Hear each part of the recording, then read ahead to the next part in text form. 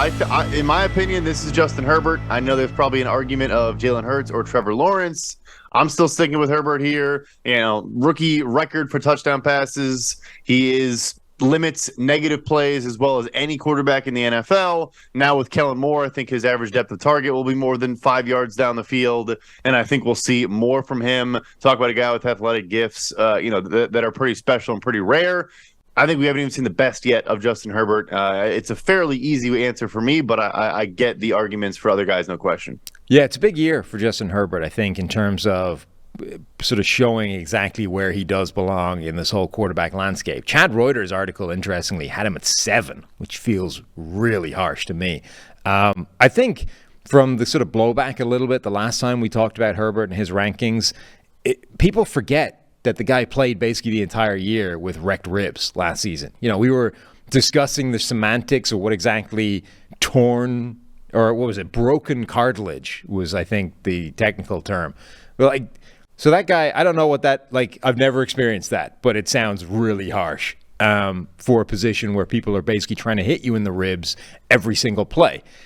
He played the entire season effectively with that injury hampering him to some degree or other. Now, obviously, the length of time he dealt with it changed the dynamics of how bad that was. But initially, it looked like he wouldn't be able to play with that kind of injury, and yet was able to make some crazy plays with it. And then as the year wore on, he obviously adjusted, and it became more easy to manage. But when you're sort of looking at his 2022 season and debating how good or not he was, you have to bear that in mind. That was a huge part of that season. And every other sort of data point suggests that this guy is capable of phenomenal plays and, as you said, has led the league with the lowest turnover-worthy play rate over the last 2 consecutive seasons.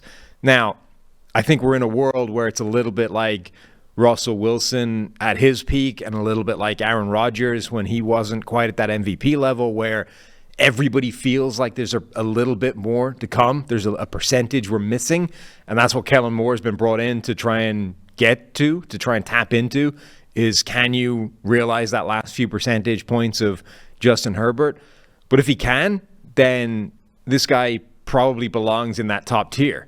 He belongs with the Joe Burrows and the Josh Allens. The only thing that keeps him out of that is the question of whether or not that sort of conservatism is a little bit inherent in him and not something that Kellen Moore can tap into. It's actually part of who he is. But even if it is, he still belongs, I think, as that number 4 guy. I think the data point that shows maybe it's not him or that he still can play through that is over the last 3 years, since he's been in the NFL, he is our highest graded passer on 3rd and 4th down and 7+. And there's the one game against the Raiders where he converted 4 4th and 10s. I think it's one of the most impressive games, I think, of the last 3 or 4 years in the NFL. And I think it just shows that he has that in him. He obviously has ridiculous arm strength, all those things. I really do think he was, to a degree, being held back by the play calling. They also faced probably the most, I would imagine, the most 3rd and 4th and 7+s of any team in the NFL. But yeah, he highest graded passer in that situation, and I think you see why. So I do think Kellen Moore is gonna take that next step with him. That's a really good data point to bring up. It's such an awkward thing to try and highlight because you're always in these conversations, you're always talking about elite players, right? So it feels like you're almost pointing to a flaw that isn't there, but you're not trying to say this is why they're bad. You're saying this is why they're not Peyton Manning, right? This is why they're not the best guy in the NFL. Justin Herbert, if you could tap into this missing 5% and consistent aggression, would basically be Patrick Mahomes. But the thing right now that's separating him from that is the fact that he's skewing on the conservative side of things. And Rodgers had this as well for his entire career. Rodgers still has one of the top interception rates in NFL history in terms of the lowest. Probably number 1, right. I would imagine. And has always been there and has always sort of skewed at the low end of that. The number of seasons where he's had 30-something touchdowns, 4 interceptions. It's ridiculous. Even if he's been a little bit lucky in a couple of those years, he's always skewed towards that end of the spectrum. And he's always taken a few more sacks and thrown the ball away a little bit more to create that.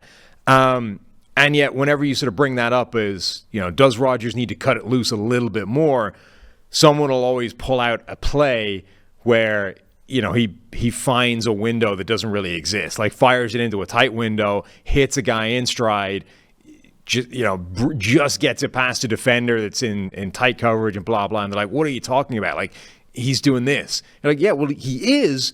But when you roll it all together and you look at 500 pass attempts, there's 15 too many that are in this sort of category, right, where he's not making that throw. And it's that balance that is the thing that separates, like, all-time great from really, really good player, but not quite at that level. And Rodgers is even closer because he is an all-time great. But the thing that was separating him from being Peyton Manning and Tom Brady and from getting a second Super Bowl ring was a bunch of those plays. And I think right now Herbert is sort of trapped in that dimension with the question of, is it him? Is it the offensive coordinators that have been there thus far?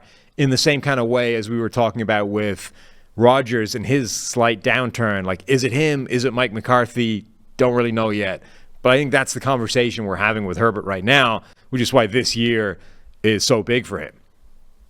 Yeah, no, I echo all those sentiments. I mean, maybe Rodgers sat on the bench and watched Brett Favre, so he overcorrected and really swung the other direction. But yeah, no, I think that's fair. And like to the turnover-worthy play rate point, yeah, part of that's because he's, his 49th in average depth of target out of 60 quarterbacks over that same stretch. Like, you just can't have that. And again, it's not all the offensive coordinator. He also could unleash it more if he wanted to, I'm sure. So, yeah, I think this year is going to be a huge year for both of those people. Moore as well, to kind of prove he can go out on his own, play for, coach for a defensive head coach, and I think it's going to work.